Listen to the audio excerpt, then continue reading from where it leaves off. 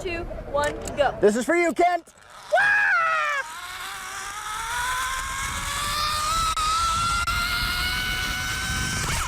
Whoa! Lots of fun stuff down here at the Lincoln County Fair. You guys got to try that zip line. It is a blast. But I want to get out of this harness. So Kent, I'm going to shoot this back over to you in the studio. Now, we all know that the Suncoast is a great place to come and visit during the winter months. Some might even call them snowbirds, but it's not very often that people get visits from snow sharks. Wow. Beautiful. So it was actually a great white shark. What? Linda Cofield's shocked at finding out there are great white sharks visiting off the coast of Sarasota. While that information is something most people would find unnerving, people like Jacob Beckman say it doesn't bother him at all. Honestly, like I just roll with things as they come. And I've gone surfing with like dolphins and stuff before. Found out there were like sharks on the beach. It is what it is, man. And Beckman actually has his own shark encounter story, unbeknownst to him at the time. We got there, you know, there were good waves and everything. I found out later that day that there was an 8-foot shark at that very beach that we were going to be surfing at. And that's when I was like, this whole thing is real. R.C. Gilliland is the man who took the video. He says he's come in contact with quite a few sharks over the years, but this one beats the rest hook, line, and sinker. I had a big, probably 13, 14-foot hammerhead shark eat a tarpon that we had on the line a few years back, and got a really good look at that. But just the mass of this thing, because they're so much girthier and fatter and just way, way bigger, like way over 1,000 pounds. Gilliland says the shark hung around for another 15 minutes, and for the most part, he says he never felt threatened by the massive fish.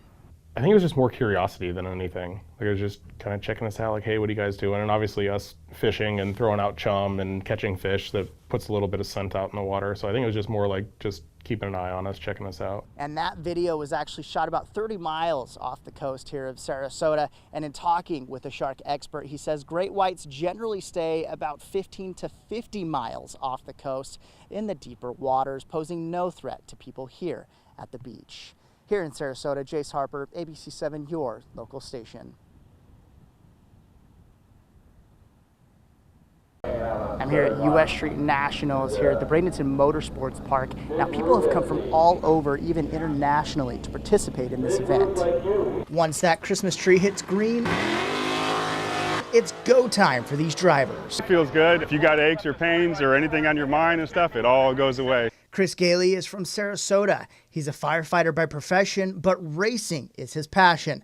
After the U.S. Street Nationals event was canceled last year due to frigid temperatures, Gailey was excited to get back on track this year. Yeah, it was a bummer because we were all ready to go. And like I said before, people from all over the country, they spend some money to get here, and this is kind of like a vacation for them. They bring their families and kids, and it's snowing up north. So yeah, they love it.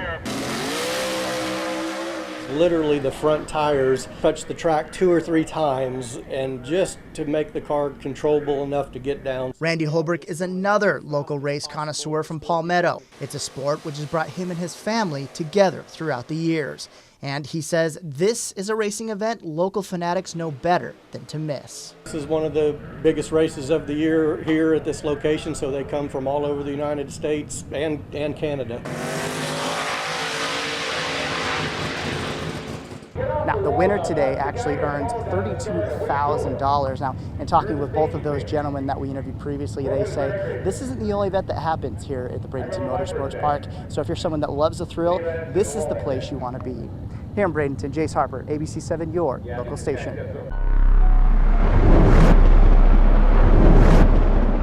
You guys, I'm here at the Buffalo Bill Ranch Historical State Park, and they're about to take us on a haystack ride, where they're going to go through all these different parts of the park and tell us scary stories via candlelight. Now, I don't know if I'm going to make it out alive, but I can tell you one thing. I should have brought more hand warmers. However, Scouts Rest Ranch was built and ran as a working ranch and farm. At one point, the ranch boasted 4,000 acres and multiple employees.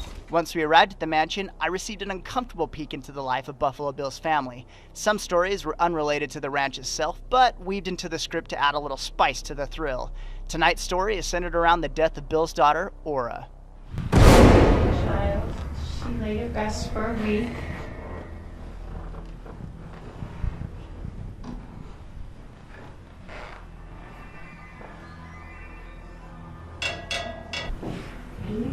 Mr. Bill, filed for divorce from Miss Louisa. And I overheard him telling Mr. Fred that he had to get drunk and stay drunk to be around her. And are you in Mrs. Cody's medicinal wine? No, this is... After hearing the juicy divorce gossip, we headed up the stairs to Buffalo Bill's manager's bedroom. It looks like he's taken Mrs. Cody's medication advice a little too seriously. I don't know, must be flu season. Well, what a horrible tragedy. First Kid Carson Cody, and now poor little Miss Oramara Cody. The sunshine in everyone's life around here. I sure do hope Bill will follow through. I hope you can quit barking up the knock, get it all settled with the missus. Tarnation, Bill! Why does family matters always have to affect business so bad?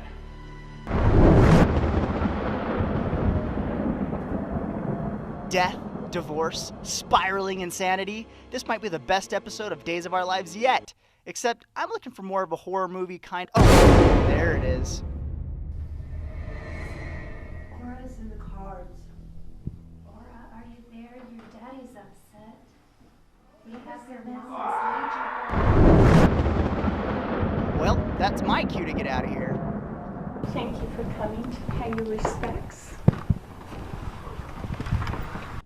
I made it, and here I am. I'm alive, and I was definitely right. I should have brought more hand warmers. But the point is, I had fun. I think everybody else here had fun, and we want you guys to come and try this out. So it's open Friday and Saturday. They start at 7:30, and they run until 10 p.m.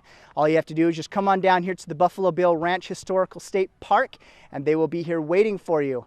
That's it for me. Jace Harper, News 2. Santa Cop program has been a staple in this community for years. And this week, Officer Kerr has been busy making the rounds delivering those presents that the community has donated so generously throughout the year. We have a designated area where all the toys are donated for Santa Cop are stored. And we also have a separate account just for Santa Cop, and the money stays in there until it's used specifically for Santa Cop. With approximately 1,000 gifts wrapped by Officer Kerr and other volunteers, she says the program wouldn't even be able to function without the help of the community. I'm only one person. I'm the coordinator for the Santa Cop program, but without volunteers from our community and donations from different businesses and even private citizens, the Santa Cop program would not exist, and we would not be able to take care of the children that we do every year. With a sincere heart of gratitude, Carlos expresses his appreciation for the help during the holidays. I appreciate the law enforcement and everybody that's involved with this. I'm glad that they do the stuff they do because, if it wasn't for them, if it wasn't for, the help, probably wouldn't even get none. It feels good to know that my son can have a Christmas when times are rough. To find out how you can participate in the Santa Cop program, contact Officer Kerr at the North Platte Police Department. In North Platte, Jace Harper, News 2. 6 months ago, I stood in about this same spot reporting on the pile of debris that was right here behind me that spanned this entire area. Now, according to the park manager, he says FEMA actually helped them get rid of that debris. They estimated between 50 and 60,000 cubic yards of material. Unfortunately, a lot of that debris coming from homes which are now condemned and either have been or will be demolished. We currently have about 100 to 125 homes being demolished and removed and hopefully replaced in the near future. Fortunately, out of the hundreds of homes which sustained damage, many of them have been able to recover, George Meekins being one of them. We pick up and we're carrying on. Our place is pretty well finished. They're just waiting on some of the rain spouts and carport to be done. I previously visited Meekins after the storm hit. His home sustained severe water damage to the walls, ceiling, and floor. To add to the already devastating situation, his wife Jean passed away in December. It wasn't very easy. The holidays were tough. You never expect to go through something like that after going through a disaster with the hurricane. But I have to pick up and carry on and keep moving, trying to do my best. Keep moving is exactly what Meekins is doing. Over the past couple of months, Meekins has joined the Parks Entertainment Board and is spending a lot of time with friends. I have friends I go out and see during the week. We play bingo a couple nights a week. And I guess that's life. Life goes on. And speaking with Browning, the park manager, he says that even though a lot of people have recovered from the storm and the community is looking better, he says it will probably take about a year to fully recover. Here in Northport, Jace Harper, ABC7, your local station.